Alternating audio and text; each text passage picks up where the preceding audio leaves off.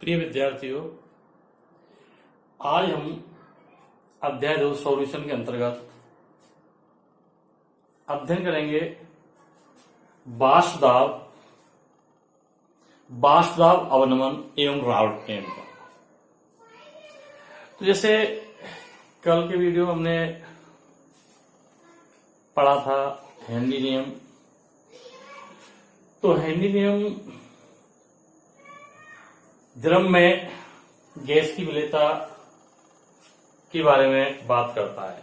वो ये बताता है कि गैस दाब बढ़ने के साथ साथ विलायक में गैस की विलेयता बढ़ती है। आज हम बात कर रहे हैं बाष्प दाब। किसी बेटा बाष्प दाब, वेपर प्रेशर।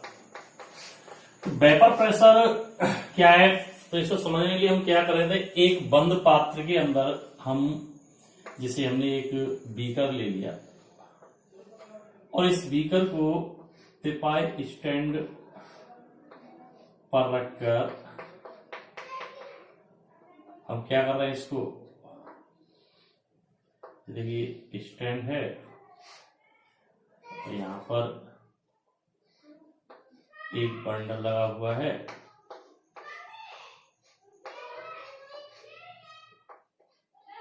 क्या लगा हुआ है, एक बंडल। और इसमें कोई द्रव, जैसे हमने मान लिया जल भरा हुआ, क्या है इसमें, जल। ये क्या आपका वर्ड।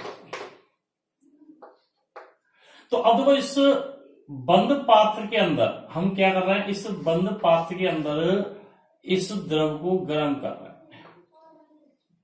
क्या कर रहा है, इस द्रव को गर्म कर रहा है। ये ढक्कन है आपका।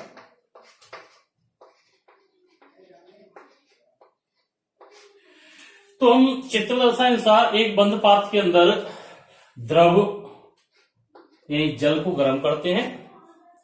तो जल का बाष्पीकरण होता है, अर्थात धीरे धीरे जल कणों की क्या बनती है, बाष्प बनती है। बाष्प बनती है और यह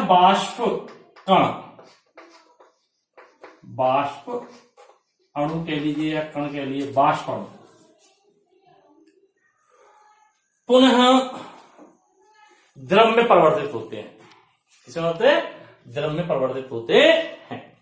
तो जल का या द्रव का बाष्प में बदलना बाष्पन कहलाता है, और जल से बाष्प का बनना क्या कहलाता है, बाष्पन। और बाष्प अणुओं का पुनः द्रव में बदलना एक संघनन क्रिया है। क्या कहलाती है, संघनन कहलाती है।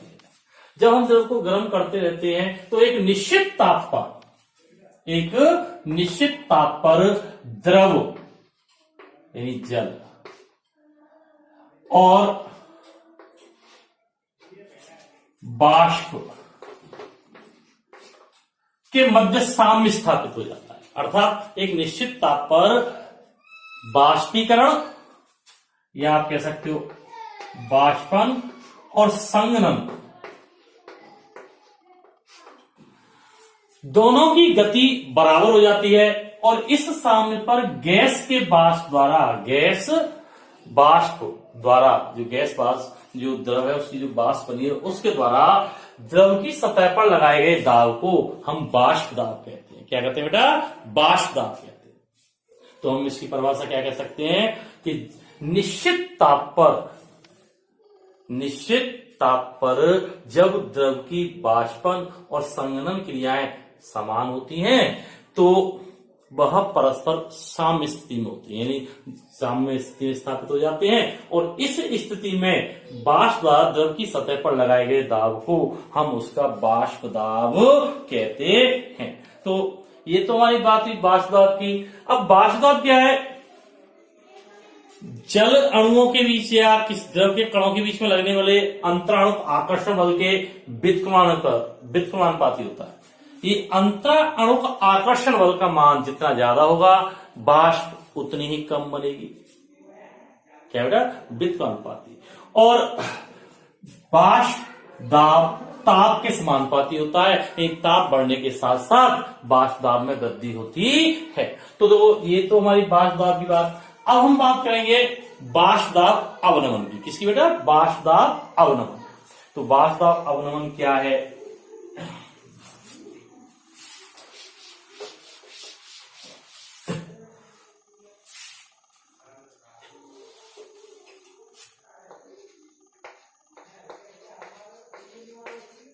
वाष्प अवनमन। देखो बेटा, कोई भी द्रव विलायक है, कोई भी द्रव विलायक, जिसलिए कि मैंने जल है, शुद्ध जल है, आशुद्ध जल इसमें ले लिया, 1 लीटर आशुद्ध जल ले लिया, 1 लीटर आशुद्ध जल, और इसको गर्म करके मैंने इसका बाष्प दाब ज्ञात किया। क्या बात किया? बाष्प दाब। तो हम पाते हैं कि 100 डिग्री सेंटीग्रेड ताप पर इसका बाष्प दाब, जल का बाष्प दाब, जल का बाष्प दाब कितना आता है? 1.0132 वाट, 760 mmHg के बराबर इतना आता है। तो देखा बेटा कि हमने क्या किया, आशुद्ध जल को गर्म किया, गर्म करने पर हमने अध्ययन किया तो पाया कि 100 डिग्री सेंटीग्रेड ताप पर आशुद्ध जल का बाष्प दाब 1.032 बार आ रहा है। कितना आ रहा है? अब हमने क्या किया बेटा, 1 लीटर ही आशुद्ध जल लिया, 1 लीटर आशुद्ध जल, कितना बेटा? 1 लीटर।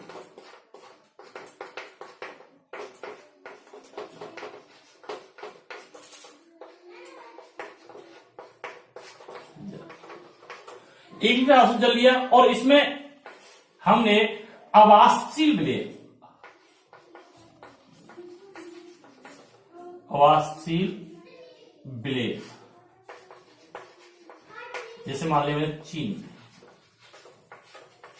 चीनी की कुछ मात्रा घोल दी और इसे गर्म किया और इसके बाष्प दाब का अध्ययन किया, तो हम पाते हैं कि 100 डिग्री सेंटीग्रेड ताप पर, 100 डिग्री सेंटीग्रेड ताप पर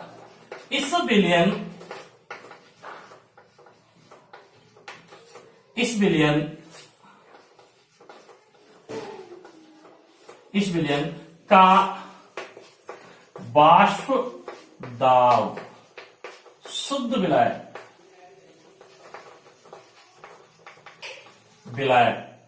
अर्थात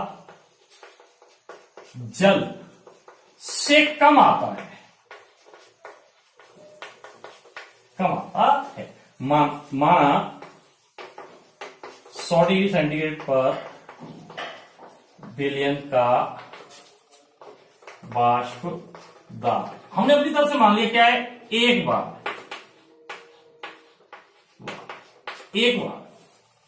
जबकि शुद्ध जल का बाष्प दाब कितना था? 1.0132 बार ये था। तो अब देखिए, अवाष्पशील विलेय घोलने पर, अवाष्पशील विलेय चीनी को घोल देने पर जल के बाष्प दाब में कमी आ गई, जल का जो शुद्ध जल का बाष्प दाब था वो घट गया। तो बाष्प दाब में हुई इस कमी को ही बाष्प दाब अवनमन कहते हैं। यानी तो वो शुद्ध विलायक का बाष्प दाब, जल का बाष्प दाब ज्यादा है और अवाष्पशील विलयुक्त विलयन का बाष्प दाब क्या है? कम है। तो इन दोनों का जो अंतर है, डिफरेंस है, वही क्या है? बाष्प दाब अवनमन। तो क्या हम क्या कह सकते हैं कि किसी शुद्ध विलायक में अवाष्पशील विलेय घोल दिया जाए, किसी शुद्ध विलायक में अवाष्पशील विलेय घोल दिया जाए तो उसका बाष्प दाब घट जाता है, उसके बाष्प दाब में कमी आ जाती है और बाष्प दाब में हुई यह कमी ही बाष्प दाब अवनमन कहलाती है। अतः तो हम इसकी बात करें, जैसे माना शुद्ध विलायक का बाष्प दाब, माना शुद्ध विलायक का बाष्प दाब हमने अपनी तरफ से मान लिया P0 एवं अवाष्पशील विलेयुक्त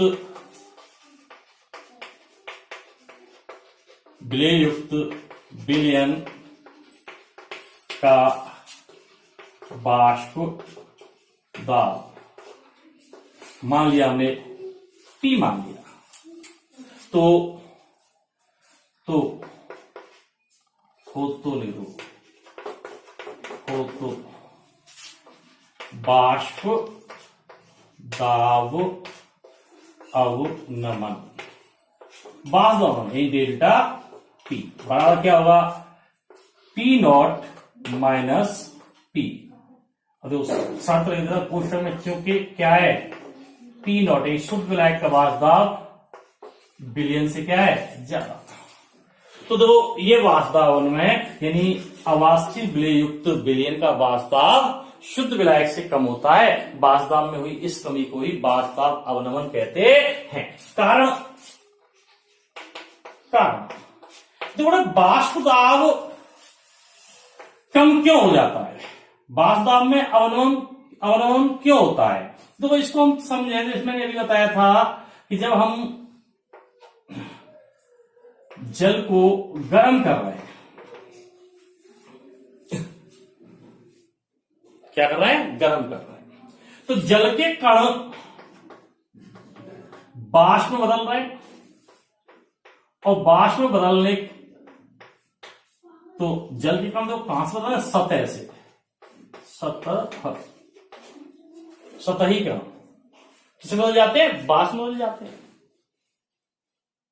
और जब इसमें हम अवाष्पशील विलय मिला देते हैं, क्या मिला देते हैं, अवाष्पशील विलय, तो अवाष्पशील विलय पदार्थ के कुछ कण, जैसे देखो ये मैं बिंदी दिखा दू यहां पर, जैसे ये अवाष्पशील विलय के कुछ कण सतह पर स्थान ग्रहण कर लेते हैं, क्या कर लेते हैं, सतह पर स्थान ग्रहण कर लेते हैं, जिससे सतह पर शुद्ध विलायक, किसकी बेटा, शुद्ध विलायक,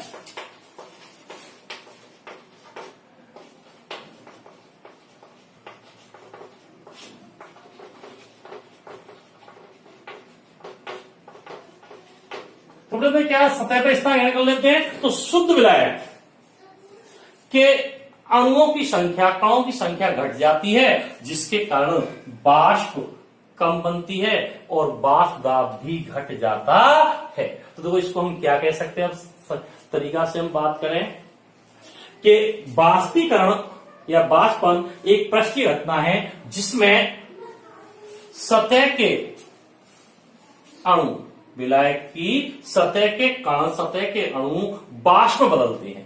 जब शुद्ध विलायक में अवाष्पशील विलय घोल देते हैं, तो अवाष्पशील विलय के कुछ कण सतह पर स्थान ग्रहण कर लेते हैं, क्या कर लेते हैं बेटा, सतह पर स्थान ग्रहण कर लेते हैं, जिससे सतह पर विलायक अणुओं की संख्या घट जाती है, जिसके कारण वाष्प दाब में कमी आती है, क्योंकि वाष्पन घट जाता है, जिसके कारण वाष्प दाब में भी कमी आ जाती है। तो ये इसका कारण है।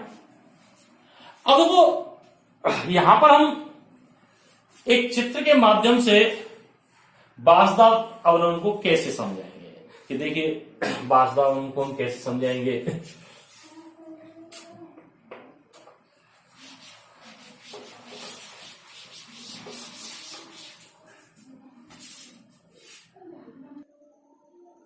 देखो यहां पर चित्र में दर्शाए अनुसार हम समान पात्रों में समान ताप पर प्रयोग करते हैं।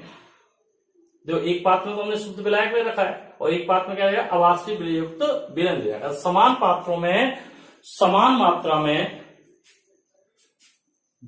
विलयन और शुद्ध विलायक लेकर के प्रयोग करते हैं। तो प्रयोग के दौरान हम देखते हैं कि जो शुद्ध विलायक है उसका वाष्प दाब ज्यादा है, उसका वाष्प दाब क्या है, ज्यादा है, अर्थात विलायक की सतह वाष्प दाब आधिक्य के कारण, जो विलायक की सतह वाष्प दाब आधिक्य के कारण नीचे होती है, जबकि अवाष्पशील विलयुक्त विलयन की सतह का होती है, ऊपर होती है। तो इन दोनों का जो डिफरेंस आ रहा है, यही क्या है हमारा, वाष्प दाब अवनमन। तो इस तरह प्रयोग द्वारा या चित्र के माध्यम से भी हम बाष्पदाब अवनमन को समझा सकते हैं।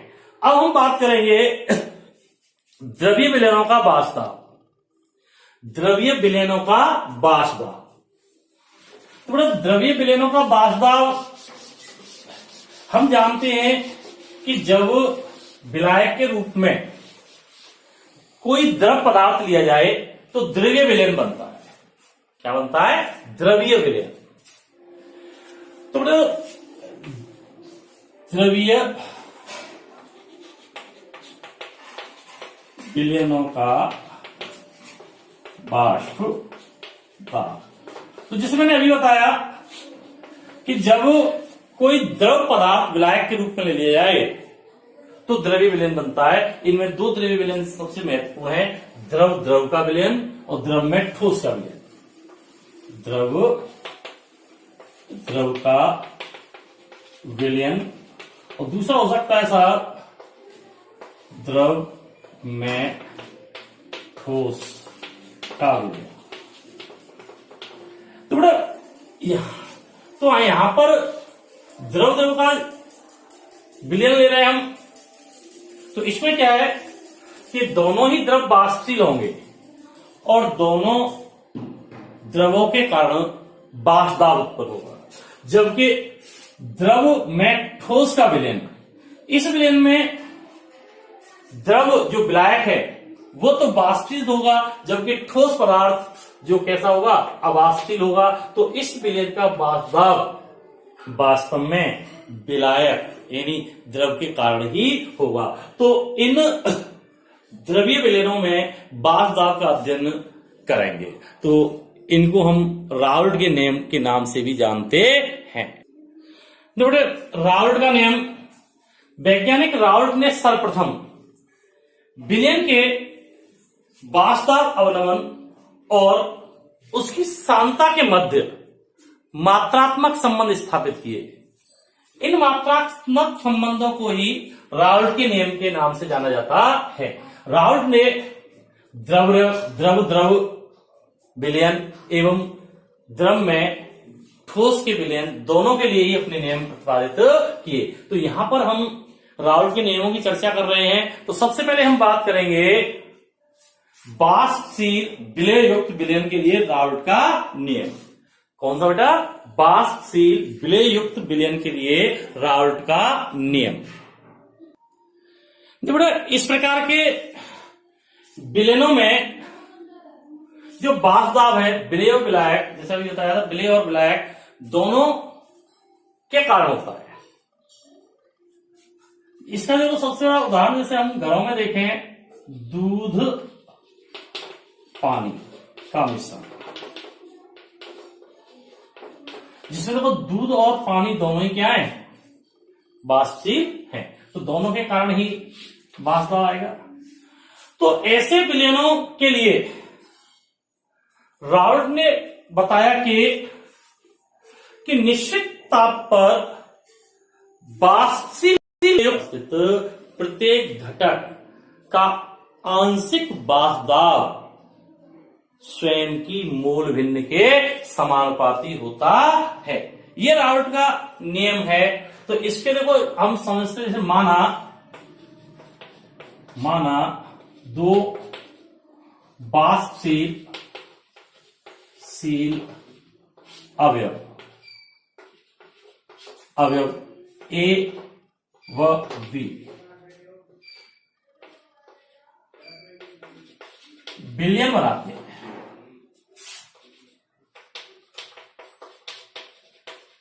ए विलायक व बी विलयन है, ठीक है ना। तो अब ए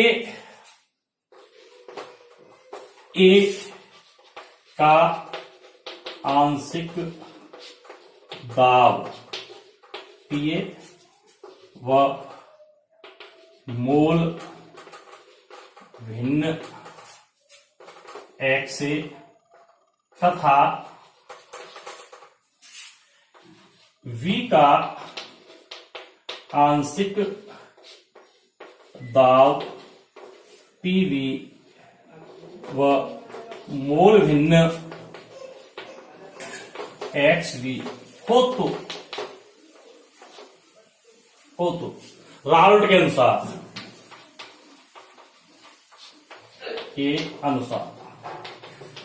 राउल्ट के अनुसार क्या होगा बेटा, देखो कि प्रत्येक अवयव का आंशिक दाब स्वयं की मूल भिन्न के क्या है, समानुपाती। तो पी ए समानुपाती क्या होगा, एक्स ए, एक ही मूल भिन्न, या पी ए बराबर पी नॉट ए एक्स ए। यहां पर पी नॉट ए शुद्ध अवस्था में अवयव ए का बाष्प दाब है। क्या बेटा, अवयव ए का बाष्प दाब है। क्या बेटा, एक बार फिर सुन लेंगे, यहां पी नॉट ए शुद्ध अवस्था में अवयव ए का बाष्प दाब है। इसी प्रकार बी के लिए हम बात करें तो इसी प्रकार बी के लिए बात करेंगे तो बी के लिए हमारे पास क्या आएगा बेटा, जैसे देखो मैं इसको दोबारा से ऊपर लिख देता हूं कि देखो पी ए समानुपाती एक्स ए या पी ए बराबर पी नॉट एक्स ए, है ना। इसी प्रकार बी के लिए क्या लिखेंगे हम, पी वी समानुपाती एक्स वी या पी वी बराबर P not V X V. यहां पर देखो बेटा, जिस प्रकार इसमें ए था इसी तरह यहां पर पी नॉट वी शुद्ध अवस्था में अवयव वी का बाष्प दाब है। अब वो विलयन का कुल दाब, विलयन का कुल दाब P हो तो राउल्ट के नियम के अनुसार देखो P बराबर क्या होगा, आपने पढ़ा है राउल्ट क्या कहता है, यदि किसी मिश्रण में दो या दो से अधिक गैसें हैं जो परस्पर क्रिया नहीं करती तो उस मिश्रण का कुल दाब प्रत्येक गैस के आंशिक दाब के योग के बराबर होता है। तो यहां पर तो क्या है, जो वाष्पशील द्रव है और बाष्प दाब की स्थिति में उनकी जो है बाष्प गैस अवस्था होगी। तो दो पी बराबर क्या हो जाएगा, पी बराबर राउल्ट, अब देखो पी बराबर डाल्टन के अनुसार क्या हो जाएगा, P A plus P B. या देखो इनकी वैल्यू रखना चाहें तो हमारे पास क्या आ जाएगा, P not A X A plus P not V X V. Third point किसके अनुसार बेटा, राउल्ट के अनुसार, सॉरी डाल्टन के अनुसार, के अनुसार। अब तो बेटा यहां पर ये डाल्टन के अनुसार आ गया। अब तो इसके आधार पर जैसे अपन ग्राफ की चर्चा है, जैसे तो मैं इनके आधार पर ग्राफ खींच रहा हूं। यहां तो ले लेते मैंने मोल भिन्न, मोल भिन्न, और यहां पर ले लिया मैंने बाष्प दाब, है ना। तो अब देखिए बेटे, जैसे देखो हम जानते हैं, हमने पढ़ा है कि किसी भी विलयन में उपस्थित समस्त अवयवों की मोल भिन्नों का योग सदैव एक आता है। क्या होता है बेटा, किसी भी विलयन में उपस्थित समस्त अवयवों की मोल भिन्नों का योग सदैव एक होता है। क्या होता है, एक। अर्थात देखो यहां लिख देता हूं मैं, एक होता है। देखो इस एक्स, चलो यही लिख देता हूं, X A plus X V बराबर क्या होगा, ए। अब देखिए बेटा, जैसे यहां पर मैंने एक्स ए बराबर तो एक ले लिया, एक्स ए बराबर एक है, तो इसका मतलब क्या होगा, एक्स वी की वैल्यू क्या होगी, एक्स वी बराबर क्या होगा, 0। क्या हो जाएगा, एक्स बराबर 0। तो अब इस स्थिति में देखो यहां पर जैसे हम बात करें कि एक्स ए वैल्यू 1 और एक्स बी की वैल्यू क्या होगी 0, तो इसमें हम मान रखते हैं तो क्या होगा कुल दाब पी, कुल दाब जो होगा वो किसके बराबर हो जाएगा T नॉट ए, किसके बराबर होगा T not a, T not a.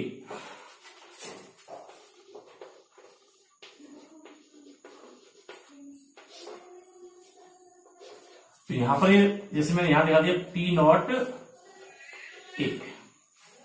अब देखो जैसे जैसे मैं धीरे धीरे आगे बढ़ता हूं तो यहां पर मैंने मान लिया देखो एक्स ए बराबर 0, एक्स ए बराबर तो क्या है 0 और एक्स बी बराबर क्या है ए। अब उस स्थिति में देखो यहां पर बात करें तो यहां 0 रख देंगे, तो यहां 1, तो क्या होगा पी बराबर क्या आएगा पी नॉट वी के बराबर आएगा, पी नॉट वी। अब जैसे हम आगे चले तो यहां पर से आगे चल रहे हैं तो ए की मात्रा क्या होगी कम होती चली जाएगी और बास दाब में क्या होती चली जाएगी कमी आती चली जाएगी, बास दाब क्या होता चला जाएगा घटता चला जाएगा। जिसको इसको हम दिखाएं तो इस तरह से, तो ये व्यक्त करेगा हमारे पास पी ए बराबर पी नॉट ए एक्स ए को। अब इधर की बात करें तो इधर क्या होगा इसी तरह, तो इधर से जब इधर आएंगे हम तो b की वैल्यू तो क्या कम होगी और a की वैल्यू बढ़ेगी, तो इस स्थिति में देखिए b का जो बास दाब है वो भी कम होने लगा, तो इसको देखो इस तरह से डॉट डॉट से इस तरह से दिखा देंगे।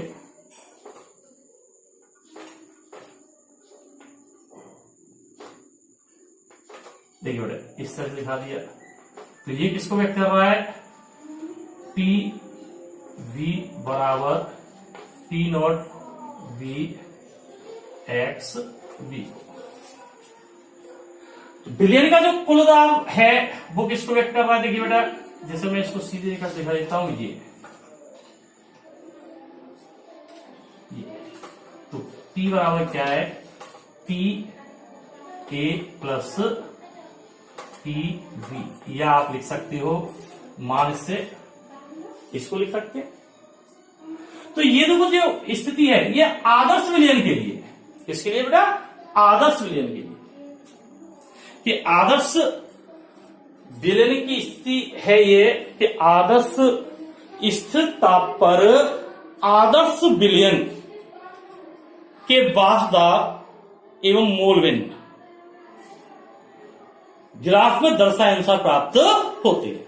तो देखो मैं यहां पर एक बात बता रहा था आपको, तो मैंने ये बताया था कि x A plus x B बराबर क्या है ए, यानी विलयन में उपस्थित समस्त अवयवों की मोल भिन्नों का योग क्या होता है 1 होता है। मोल भिन्न जिसमें मैंने आपको बताया था मोल भिन्न आपने पढ़ा, तो मोल भिन्न पिछली वीडियो में जाकर आप देख सकते हैं कि मोल भिन्न विलयन में उपस्थित किसी भी अवयव की जो मोल भिन्न है उस अवयव के मोल और विलयन में उपस्थित समस्त अवयवों के मोलों का योग का अनुपात है, ठीक है ना।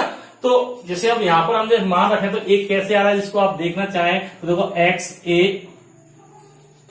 N A upon N A plus N B, ये तो हो गए तो विलायक के मोल, प्लस इस तरह एन बी बटे N A plus N B, ये हो गए विलय के मोल। तो अब तो इसका एलसीएम लेंगे तो हमारे पास क्या आएगा N A plus N B. तो अब देखो यहां पर जैसे हम भागेंगे तो यहां एन ए और ऊपर क्या आ गया एन बी, तो N A plus N B बटे N A plus N B, तो ये कट जाएंगे, इसका मान बराबर कितना आ जाएगा ए। तो देखो किसी भी विलयन में उपस्थित समस्त अवयवों की मोल भिन्नों का योग क्या होता है 1 होता है। अब देखो मैं आगे चलता हूं तो देखो ये ग्राफ में प्राप्त किया। अब देखो जैसे यहां से हम किसकी वैल्यू निकाल लें, चलो हम एक्स ए की वैल्यू निकालें, तो एक्स ए बराबर क्या हो जाएगा देखो 1 माइनस एक्स वी, यही आएगा कि नहीं आएगा। देखो बेटा यहां से एक्स से बराबर निकाले तो बी को धर लेंगे तो ए माइनस 1 माइनस एक्स भी आ गया। अब ए की वैल्यू को समीकरण थर्ड में रख दें, किस पर रख दें समीकरण थर्ड में, तो दो पी बराबर क्या आ जाएगा हमारे पास जो मैं इसको यहां से मिटा के आपको बता देता हूं। तो इस समीकरण थर्ड में रखें, तो समीकरण थर्ड में रखने पर तो हमारे पास क्या आएगा कि देखिए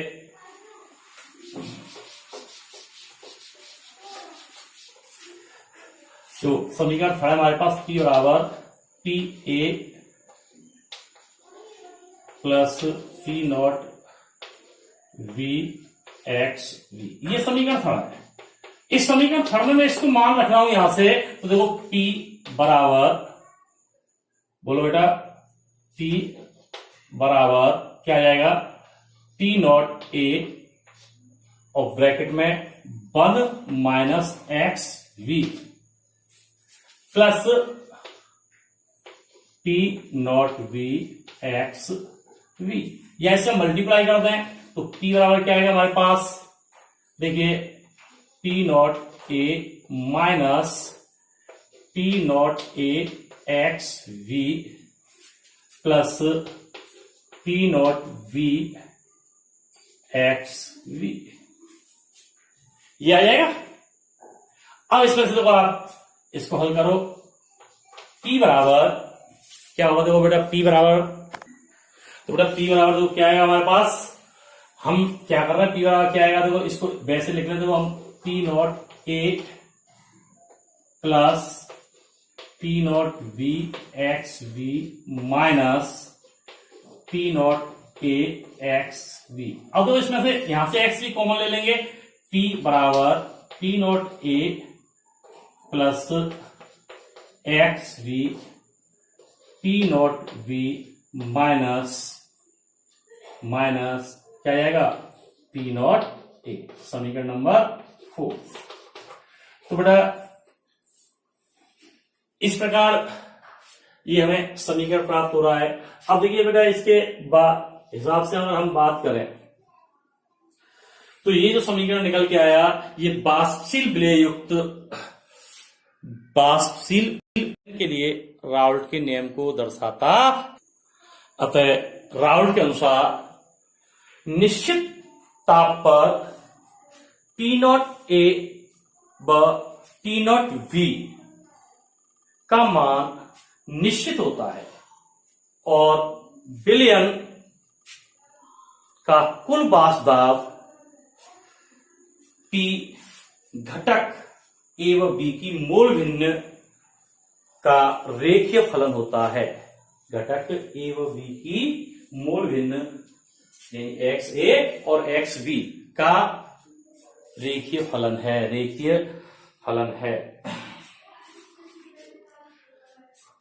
ये बेटा राउल्ट नियम है। देखो बेटा ये तो नियम हुआ था बाष्पशील विलयुक्त विलयनों के लिए। अब हम दूसरे बात कर रहे हैं राउल्ट के नियम में दूसरा कि अबाष्पशील विलयुक्त विलयनों के लिए अबाष्पशील विलय युक्त विलयनों के लिए राउल्ट नियम। देखो जैसे अभी पहले वाले में हमने बात की थी बाष्पशील विलयुक्त विलयन में, तो क्या था, विलय और विलायक दोनों ही बाष्पशील थे और विलयन के वाष्प दाब में दोनों का योगदान था। अब हम बात कर रहे हैं अबाष्पशील विलयुक्त विलयन का, यानी जिसमें द्रव विलायक तो बाष्पशील है और विलय पदार्थ अबाष्पशील है। तो ऐसे विलयनों के लिए राउल्ट ने बताया कि अबाष्पशील विलयुक्त विलयनों का वाष्प दाब विलायक पर निर्भर करता है। किस पर करता है, विलायक पर निर्भर करता है। और इसे इस प्रकार व्यक्त किया कि किसी भी अबाष्पशील विलयुक्त विलयन का वाष्प दाब केवल बाष्पशील द्रव अवयव अर्थात विलायक के आंशिक दाब के बराबर होता है। क्या होता है बेटा, बाष्पशील द्रव अवयव अर्थात विलायक के आंशिक दाब के बराबर होता है। जैसे माना माना अवाष्पशील विलेय फी युक्त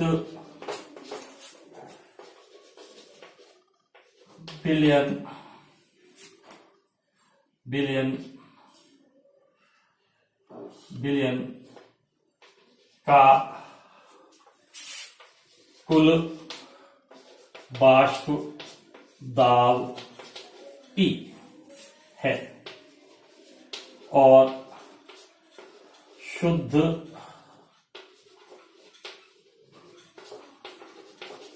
विलायक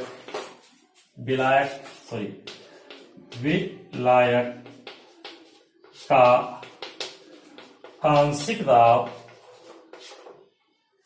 विलायक ए मान लिया जैसे, आंशिक दाब PA हो तो राउल के अनुसार, देखो राउल के अनुसार जैसे आपने पढ़ाया भी बताया था कि जो आंशिक दाब PA समानुपाती होगा एक्स ए या PA बराबर क्या आएगा P नॉट A एक्स ए। इसे तो B के लिए हम बात करें तो मैंने अभी बताया था तो P नॉट A क्या शुद्ध विलायक का वास्तव है। अब B के लिए बात करें तो क्या होगा PB समानुपाती XP और PV बराबर P नॉट V XV, ठीक है ना।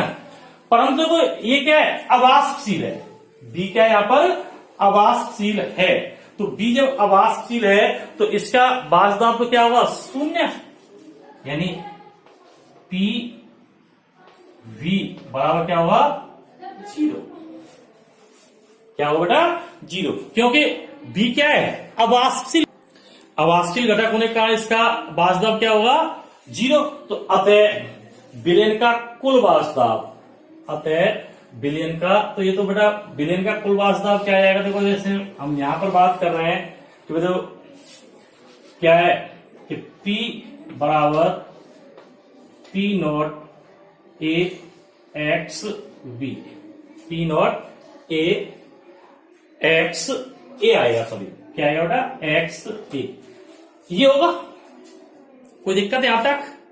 अब तो बेटा इसका तो क्या है एक्स भी, इसका तो योगदान क्या है 0 है, इसका मैंने इसको इस समीकरण में नहीं दिखाया।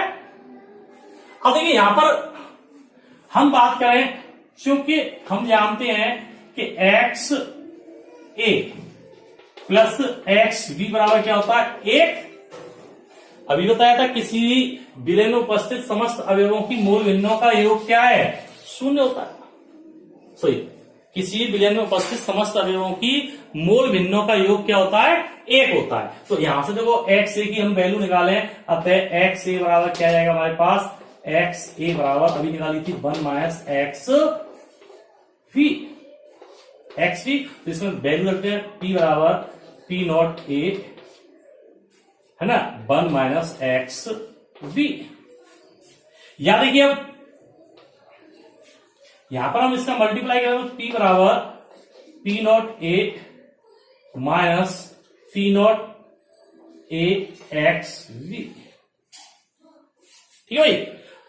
अब तो यहां पर हम इसकी वैल्यू निकालें, P not A X V बराबर क्या आ जाएगा, बोलो दो P not A minus P.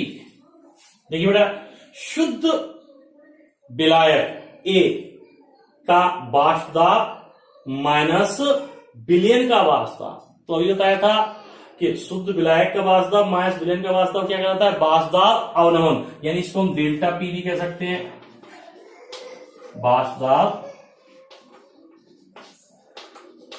अवनमन। अब देखिए यहां पर हम वाष्प दाब अवनमन हो गया।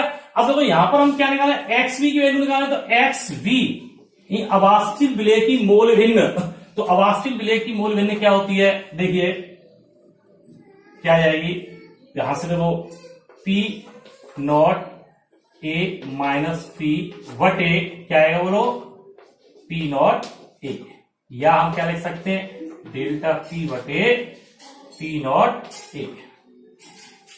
ठीक है ना। तो जो अवाष्पशील विलेय की मोल भिन्न का मान क्या आ गया ये, और इसको हम क्या कहते हैं, जो डेल्टा पी बटे पी नॉट ए बराबर वाष्प दाब का आपेक्षिक अवनमन। क्या बेटा, वाष्प दाब का आपेक्षिक अवनमन। तो हम कह सकते हैं कि किसी भी अवाष्पशील विलेय युक्त